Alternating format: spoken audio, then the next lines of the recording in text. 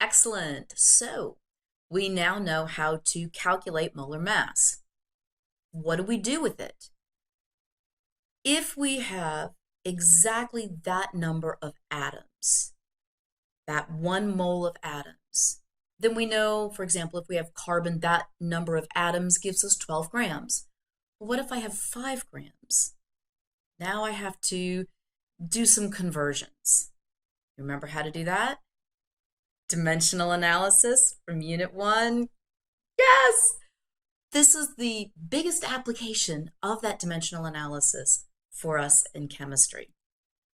Molar mass is used as one of those conversion factors, like 12 inches in a foot, or how many centigrams in a gram.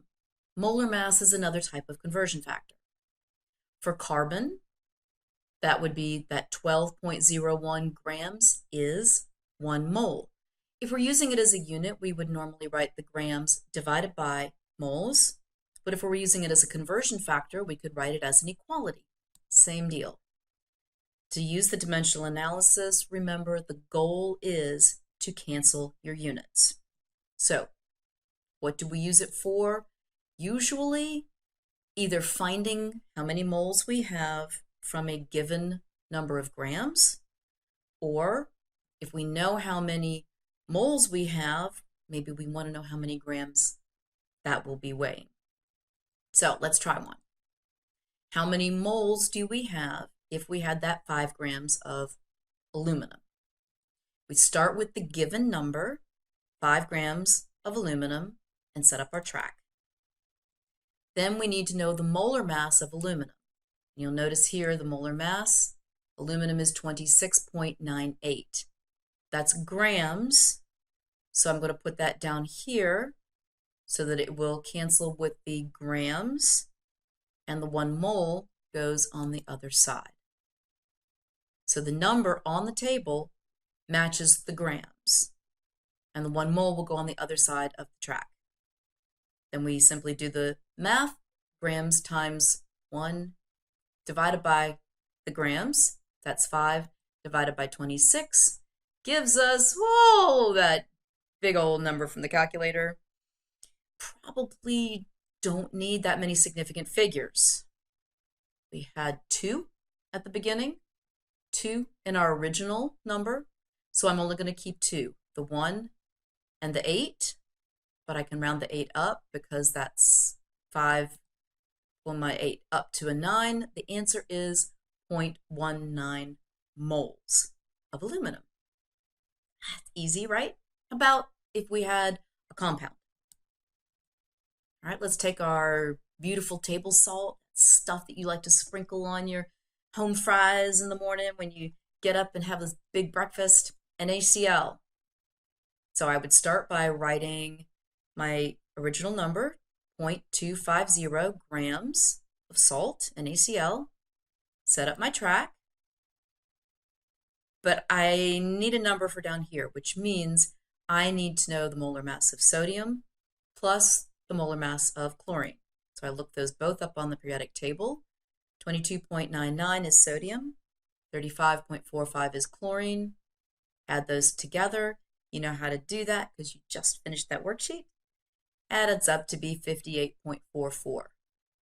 So the 58.44 goes in the denominator, 1 mole in the numerator, and when we calculate it out, God, always getting this huge number. Got that by doing 0.25 divided by 58.44. I ignore the 1 because multiplying times 1 doesn't do anything. I need 3 significant figures because my original number had 3. Remember that these zeros are placeholders, not a part of my measurement. So I'll start counting at the 4.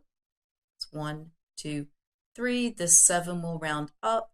So my answer is 0.00428 moles of salt. We could also go from moles to mass if I know how many moles I have and I want to know how much that would weigh. So, for example, how many grams if I had 1.33 moles of water? Original number first, write down my track, and then I have to calculate the molar mass of water. That would be H2O, 2 hydrogens, 1 oxygen. So 2 times the 1 point. Okay, I rounded it to 2 decimal places. Why did I do that?